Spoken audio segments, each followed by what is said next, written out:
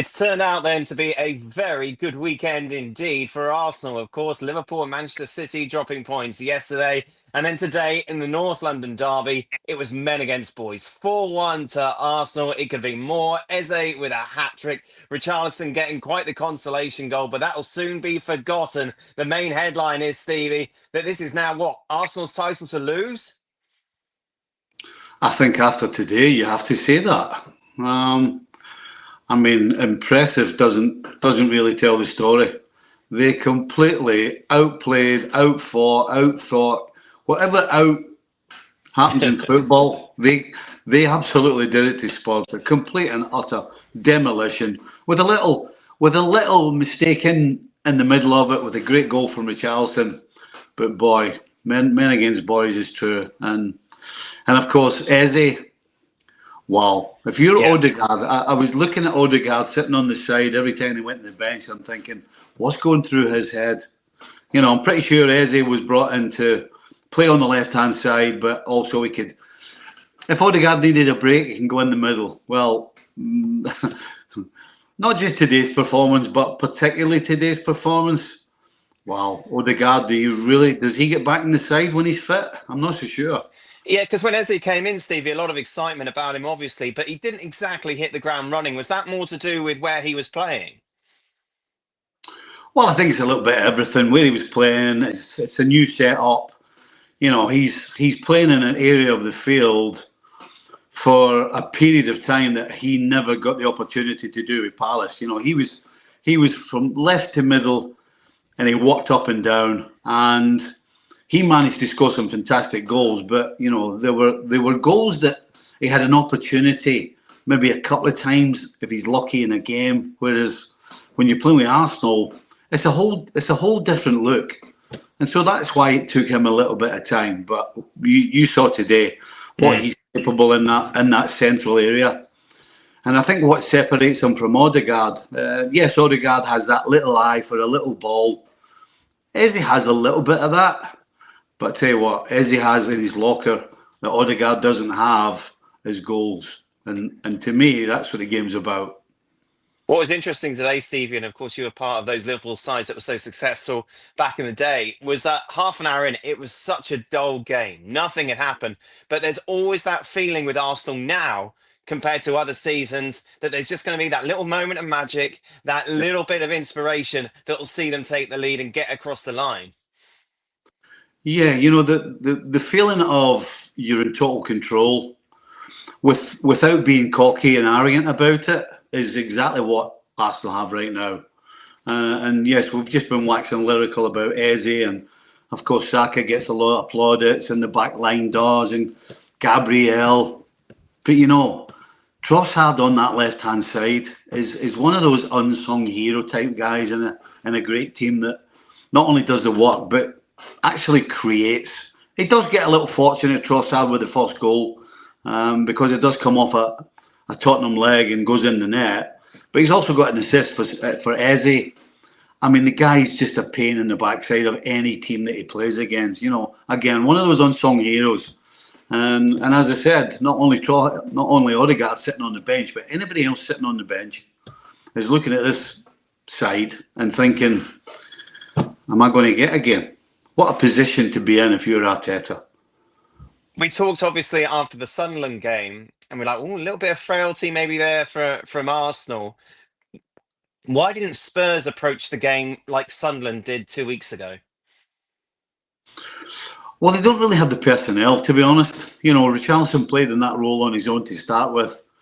But after that, they don't have players that want to play that way, can play that way. And even if they were asked to play that way, could they really do it? I don't see it. So yeah, I don't. You know, we said on our ESPN FC show that Arsenal are not going to be subjected to what they got against Sunderland away. Maybe Brentford. After that, everybody either is going to try and play football, but cannot play that physical game the way that those two sides I mentioned can. So, yeah, it was a little blip, but again, for anybody who had that little doubt, you saw today what they're about. This is a big game. You know, derbies are different. regardless of form, derbies are different. But you saw today that this Arsenal side, regardless of what's put in front of them, regardless of what's on the game, regardless of the situation, they just play the way they play. And again, that's what the best teams do. They let the other side worry about them, and they go on that field, and this is what we do. And you're going to have to stop us. Again, to be part of that is a fantastic feeling. When you step on the field and you just feel it in your bones that regardless of what the opposition throws at you, ain't going to be good enough. That's what this Arsenal team's like right now. Where did Spurs go wrong today, Stevie? I don't think they got anything wrong. They're not capable. They're not good enough to beat Arsenal. They're organised, but they weren't good enough. The short amount of times they had on the ball, they weren't creative enough in order, to keep it. Never mind create stuff. And they have got possibly 10 players that may have started in this game injured. I never expected much from them. I don't think anybody did, and I don't think you can really look too much to Spurs today.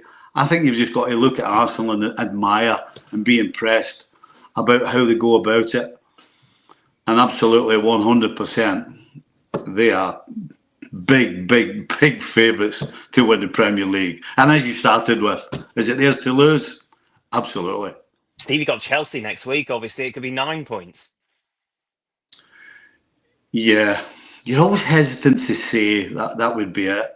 You really are. Because we've got the whole season to talk about. I know, but you just get a feeling that Arsenal have got too much for anybody and everybody, home or away. I mean, it's almost like watching the Bundesliga with Bayern, because right now we're in a position where you're going, who's going to challenge them?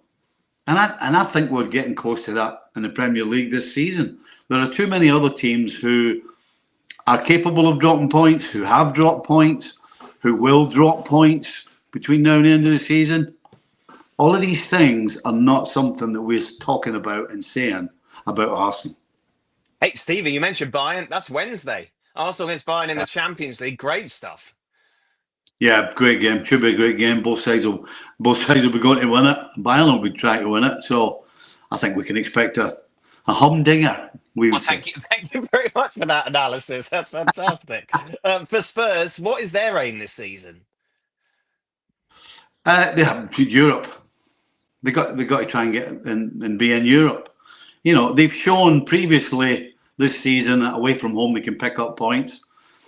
You got to think that eventually they have to start picking up points at home.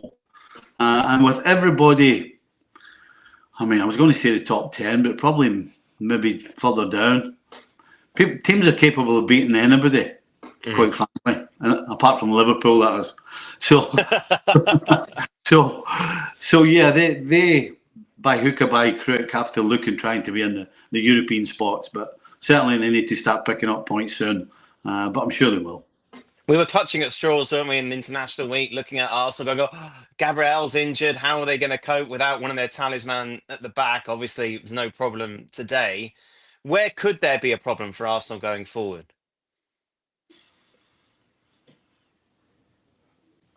Can I get back to you on that? Yeah, that's the thing, isn't it? That's the really, and you can, as you say, you can point to every other team in the Premier League and point out some frailties. With Arsenal at the moment, that's really difficult. Well, if you start at the back, the keeper's one of the best in Europe, no question. Back four, don't let any goals in. Middle of the park controls the game. Can play whichever way you want. If you want to fight, they can fight you. If you want to play football, they can outplay you. And even without Gyökeres, you put Moreno up front, and they still score 4 goals. Kind of hard to pick holes in them. Percentage chance they win the league, Stevie? Whoa. It's got to be about 80%, isn't it? They're looking good. If you're an Arsenal fan, you're feeling pretty good.